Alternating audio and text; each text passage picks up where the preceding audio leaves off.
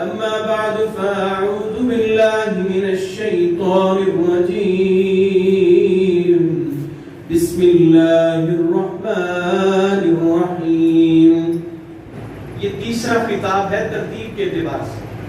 اے اہل ایمان، کتب علیکم القصاص فی القتلى. اللہ اب اس معاشرے کو امن کا معاشرہ بنانے کے لیے، انسانوں کی زندگی کو محفوظ اور انسانوں کی زندگی کو مامون بنانے کے لیے ایک ضابطہ بنا رہے ہیں، ضابطے کو قائم کر رہے ہیں. یہ ضابطہ کیا ہے؟ یہ قصاص کا ضابطہ ہے. قصاص عربی زبان میں قصاص کہا جاتا ہے. ایک شخص کسی شخص کو قتل کر دیتا ہے تو اس کے جواب میں قاتل کو قتل کر دیا جاتا ہے، اور اس کے اندر کوئی ظلم نہیں ہے، یہ کوئی جبر نہیں ہے. جو انسان جیسا عمل کرتا ہے ویسی جزا پر. یہ دنیا کا عام سیدھا سادہ سا اصول ہے. تو ایک انسان جس کو اللہ نے پیدا کیا، وہ اپنی زندگی کو بسر کر رہا ہے، قیمتی زندگی، قیمتی جان ہے اس کی. اگر کوئی اس جان کو ختم کر دیتا ہے، اس انسان کو قتل کر دیتا ہے، تو اس قتل کے جواب میں جو قاتل ہے اس کے ساتھ کیا سلوک ہوگا؟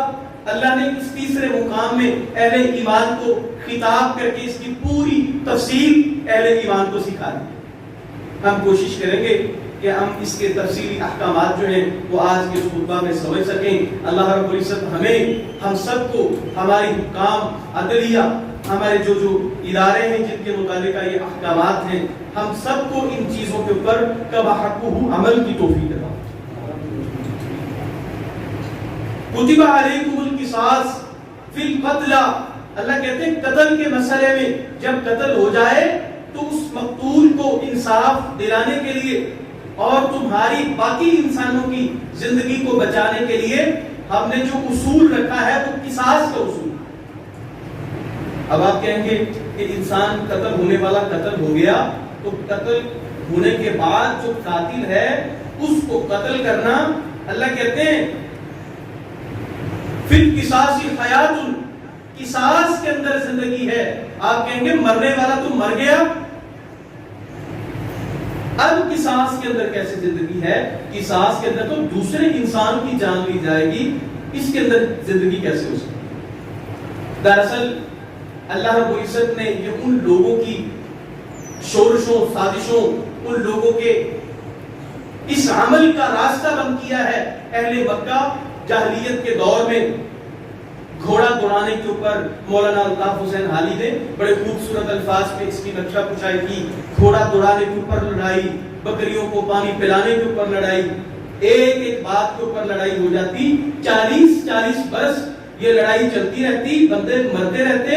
اس طرف سے بھی قاتل کی طرف سے بھی مرتا، مقتول کی طرف سے بھی مرتا. وہ اس کے کسی رشتہ دار کو قتل کرتا، وہ اس کو قتل کرتا، وہ اس کے خاندان سے، وہ اس کی فیملی سے کسی کو قتل کر دیتا. یہ قتل کا سلسلہ نسل در نسل چلتا رہتا. 100 برس ان کی لڑائیاں چلتی رہتی اور انسانیت کا قتل ہوتا رہتا. اللہ نے اس معاملے کے حل کے لیے، اس مشکل سے، اس چیز سے انسانوں کو نکالنے کے لیے قصاص کا نظام وہ مسلمانوں کے لیے اللہ رب العزت نے اس کو جاری کیا. اس کو نافذ کرنا ہمارا کام. اللہ کہتے ہیں ہم نے تم پہ قتل کے مسئلے کے اندر قصاص کو کیا. اب قصاص کیسا قصاص ہے؟ الحر بالحر والعبد بالعبد. کوئی شخص جو آزاد زندگی گزارنے والا، اب چونکہ ہمارے ہاں غلامی کا تصور نہیں ہے، وہ جاہلی قانون نہیں ہے، اب ہم سب آزاد ہیں اپنی اپنی جگہوں پہ، اپنے اپنے کام کاج کے اعتبار سے، اپنے رہن سہن کے اعتبار سے،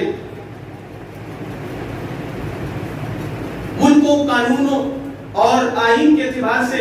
اگرچہ ہم کسی مشقت کا شکار کسی جگہ پہ ہو سکتے ہیں، لیکن ہم ذاتی زندگی گزارنے کے اعتبار سے ہم آزاد ہیں. اگر اس معاشرے میں سے کوئی شخص کسی جان کو قتل کر دیتا ہے، اللہ کہتے ہیں آزاد بندے کے، آزاد جان جس نے کسی آزاد کو قتل کر دیا، آزاد کے مقابلے میں آزاد کو قتل کیا جائے. جو کوئی قاتل ہے اس اسی کے مقابلے میں اسی شخص کو قتل کیا جائے گا جس نے اس کو قتل کیا یا قتل کروانے والا. اس کی ٹارگٹ کلنگ کی آگے چل کے ہم بات کرتے ہیں. اس کے بارے میں شریعت کا نقطہ نظر کیا ہے؟ وَالْعَبْدُ بِالْعَبْدِ، اگر غلام قتل کرے تو اس کے مقابلے میں غلام کو قتل کیا جائے گا. لا يقتل مسلما بقتل الکافر، کافر کی دیت کے، کافر کے قصاص کے اندر مسلمان کو قتل نہیں کیا جائے گا. یہ صحیح مسلم کی حدیث ہے. لیکن یہاں پہ رک کر ہم یہ بات سمجھیں گے، اگر کافر حربی کافر ہے، جنگ کے اندر کافر ہے، لڑائی کرنے والا، مسلمانوں کے مال، جان، اموال، املاک، سلطنت، مملکت کا دشمن، ان کے اوپر حملہ آور ہونے والا کافر، اس کافر کو جو مسلمان قتل کر دے، اس کے جواب میں اس مسلمان کو قتل نہیں کیا جائے گا، اس لیے کہ وہ مسلمانوں کی ریاست کے اوپر حملہ آور ہے. لیکن ایک کافر جو ذمہ ہے، معاہد ہے، ٹیکس دیتا ہے، جزیہ دیتا ہے اور مسلمانوں کی ریاست کے اندر رہتا ہے، مسلمانوں کی پناہ کے اندر رہتا ہے، حربی کافر نہیں ہے، جنگ نہیں کر رہا ہے مسلمانوں کے خلاف، جس ملک میں رہتا ہے ان مسلمانوں کے خلاف وہ قتال جنگ نہیں کرتا، تو اس کافر کے مقابلے میں اگر کوئی مسلمان اس کو قتل کر دے، اولاً قصاص ہوگا، قصاص نہیں ہوگا تو پھر دیت لازمی. ہم اسی ترتیب سے احکامات کو لے کے چل رہے ہیں. سب سے پہلی بات، اگر کوئی کسی کو قتل کر دے، جواب میں اسی بندے کو قتل کر دیا جائے. اسلام نے وہ نسل در نسل جو قتلوں کے ساتھ قتال کا سلسلہ تھا اس کو ختم کرنے کے لیے اللہ کہتے ہیں ہم نے قتال کو فرض کیا، قتال کو لکھ دیا، قتال کو واجب کر دیا. کیوں؟ قاتل مقتول قتل ہوا، قاتل قتل ہو جائے گا. تو یہ سارا مسئلہ، یہ لڑائی اور یہ سارا اڈا جو ہے یہیں پہ ختم ہو جائے. لیکن اگر اس مسئلے کی جڑ کو یہیں پہ نہ دبایا تو پھر یہ نسل در نسل سلسلہ قتل و قتال کا چلتا رہے گا. سب سے پہلی بات یہ ہے کہ اگر کوئی شخص کسی کو قتل کر دیتا ہے تو اس کے جواب میں اس قاتل کو قتل کیا جائے گا. اور قتل کرنا یہ حکام بالا کا، ریاست کا، عدالت کا کام ہے. کسی مسلمان کا جس خاندان کا کوئی شخص قتل ہوا، اس خاندان کو، اس معاشرے کو، اس سوسائٹی کو، اس قبیلے کو کسی طور پہ بھی اجازت نہیں ہے کہ وہ اس قاتل کو قتل کرے. مقدمہ دائر ہوگا عدالت کے اندر، قاضی کے سامنے مقدمے کو لے جائیں.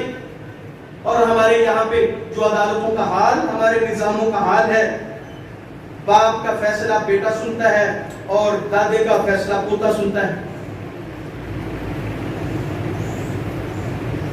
بہرحال جو اسلامی سزا کا حدود آرڈیننس کا جو اصول ہے، جو ضابطہ ہے، وہ یہی ہے کہ اگر سزا واجب ہوتی ہے تو اس سزا کے لیے اسلامی عدالت سزا دے گی. عام مسلمان کو سزا نافذ کرنے کا جواز نہیں ہے، اختیار نہیں ہے. اللہ کہتے ہیں فَمَنْ عُفِيَ لَهُ مِنْ أَخِيهِ شَيْءٌ فَاتِّبَاعٌ بِالْمَعْرُوفِ. قاتل نے بندے کو قتل کر دیا، اب قاتل جو ہے اس کو مقتول کے گھر والے اگر اس کو خون معاف کر دیتے ہیں کہ جاؤ ہم تمہیں قتل نہیں کرتے لیکن تم ہمیں دیت ادا کر دو. اللہ کہتے ہیں فَمَنْ عُفِيَ لَهُ مِنْ أَخِيهِ شَيْءٌ. اگر قاتل کو مقتول کے گھر والے اس کا خون معاف کر دیتے ہیں لیکن دیت معاف نہیں کرتے تو پھر اس کو دیت ادا کرنا لازم. ایک جان کی قیمت، ایک نفس کی قیمت، ایک انسان کی زندگی کی قیمت 100 اونٹ، اور 100 اونٹ محتاط اندازے کے ساتھ آج ہمارے ہاں ہماری کرنسی میں کنورٹ کرے تو 1 کروڑ روپے بنتا ہے. 100 اونٹ کی سائز ہے انسان کی جان کا، انسان کے قتل کا، یہ دیت ہے. اب یہاں پہ قتل کرنے والے کے لیے 3 صورتیں بنتی ہیں، آپ ان کو پوری طرح توجہ سے سنیں. ایک تو یہ ہے کہ قاتل اس کو قتل کر دیا جائے، دوسرا یہ ہے کہ اس کو معاف، اس کا خون معاف کر دیا جائے لیکن اسے یہ کہا جائے کہ 100 اونٹ کی جو قیمت دیت ہے تم وہ ادا کر دو، تمہاری جان بخشی ہوگی. تیسری صورت یہ ہے کہ مقتول کے گھر والے قاتل کو تینوں چیزیں معاف کر دیں. جان بھی بخش دی، وہ کہتے ہیں ہم دیت بھی نہیں لینا چاہتے، ہم آپ کو معاف کرتے ہیں، تو یہ احسان ہے، یہ نیکی ہے، ایسا کرنا چاہیے۔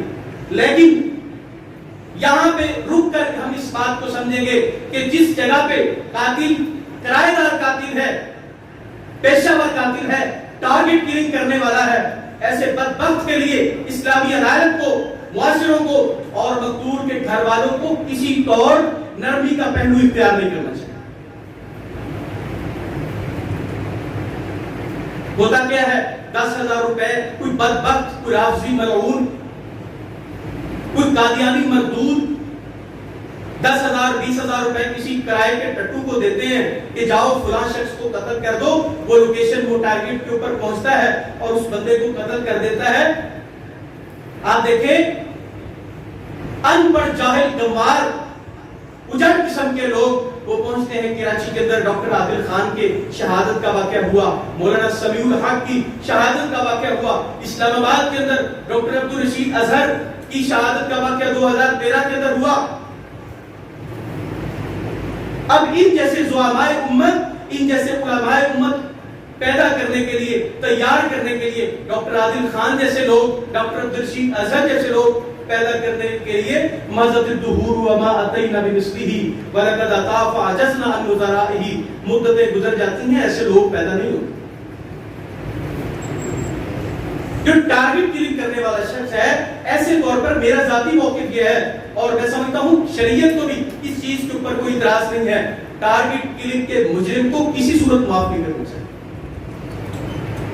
اس کو پھانسی کے پھندے کے اوپر لٹکا دیں، اس لیے کہ وہ پیشہ ور ہے، 10,000 20,000 50,000 ایک معمولی رقم لے کے مسلمان کی ثمین قیمتی جان کو وہ قتل کرتا ہے، اس جان کے بدلے میں اس کو پھانسی کے اوپر لٹکا دیں۔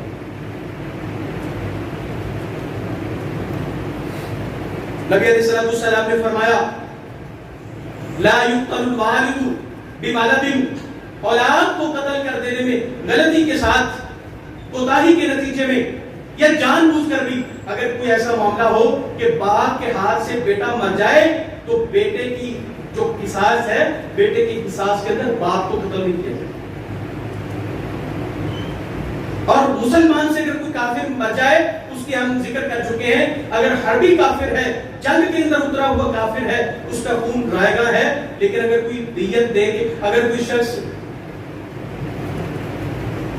جزیہ اور ٹیکس دے کے اسلامی ریاست کے اندر رہتا ہے تو پھر اس کا قصاص یا اس کی دیت اس قاتل سے وصول کی جائے۔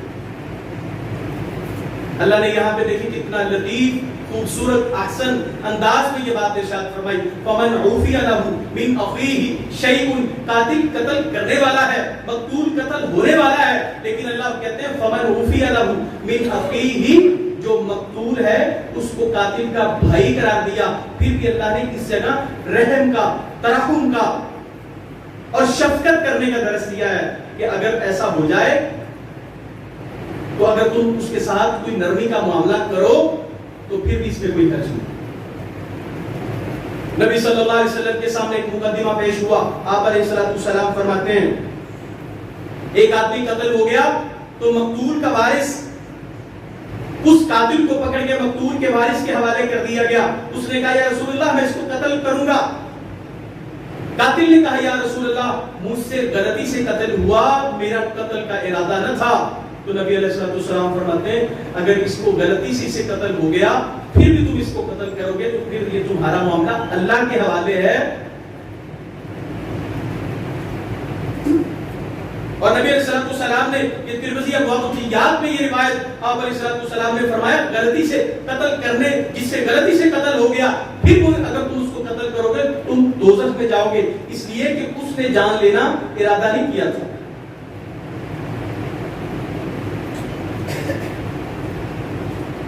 اگلی بات یہ ہے پھر قصاص لینا حکومتوں کی، ریاست کی، عدالت کی ذمہ داری۔